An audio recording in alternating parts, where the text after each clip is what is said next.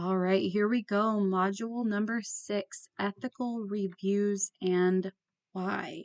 So I'm going to go over in this PowerPoint just exactly why you would want to in this case. So if you haven't already read up on the Amazon influencer information, I may have mentioned briefly in previous videos, but you do not get your commission until 90 days after because they have a 90-day return policy, meaning that if somebody returns the product, you do not get commission. So occasionally you'll see on some of your documentation as far as what you made that day. If you made $50, $60 on Amazon, but then you had 2 returns totaling, $10, then that's going to subtract from your total of the day. So just keep that in mind. Also, when you are shopping on Amazon, you always want to make sure that you're not being lied to in any case. That's the hardest part of watching some of the review videos. If let's say I'm looking to purchase a product and I were to go to that page, I'm expecting for them to tell me the truth. I want them to tell me, what they like. Maybe if this is a product, you know, even if it's something that doesn't bother you. So if let's say, this product is really good for XYZ, it's not good for this because of this feature. Maybe I wasn't even going to use that feature, so it didn't necessarily matter. So, being truthful about what you're using it for, what you review the whole product, the ethical aspect of it, comes down to making sure that the people that buy the products can trust you. Same thing with your Amazon storefront. If you're getting somebody to purchase from you, from your Amazon storefront because it's a suggested product of yours, and then all of a sudden they get it and it's a complete, waste. It doesn't work. It's not, it doesn't work for what you said it was going to work for. You're not going to keep repeat customers. You're not going to have loyal customers because loyal customers equal repeat customers because they know that they can trust what you're saying about a product.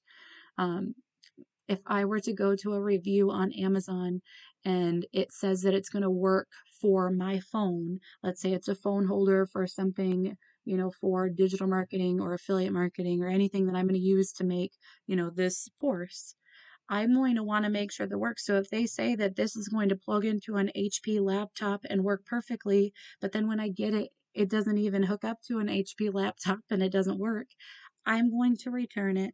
That person's not going to get the commission anyway. So there was no point in saying that this is universal if it's not universal. So if this is only going to be a product that works for this laptop, and this laptop, but it excludes that one, you do have to include that in your review. You can't say it's a universal product if it's not a universal product. You can, but you shouldn't. Um, Keeping in mind, like I said, that within the 90 days, your commission does get taken away is a big part of that. There's no reason to lie about a product because you know that if they are looking for a laptop, so headset or something like that to make, their audio clear for an HP laptop, and then reviewed it that it worked for HP laptop, they obviously have a HP laptop. They're going to return it. They're going to find another product and you aren't going to get the commission anyway. So that is a big, big piece of the ethical reviews. I know a lot of people feel differently about it as far as, doing what they want to make sure that it works for them, commission based wise. They want to review as many products and tells everyone that it is the best product out there. But you do want to make sure that your reviews are accurate and honest. Like I said, it's not necessarily going to cost you reviews. Now, don't get me wrong. Don't waste your time. If you purchase a product and after 2 months or 3 months it breaks completely, you can't return it anymore.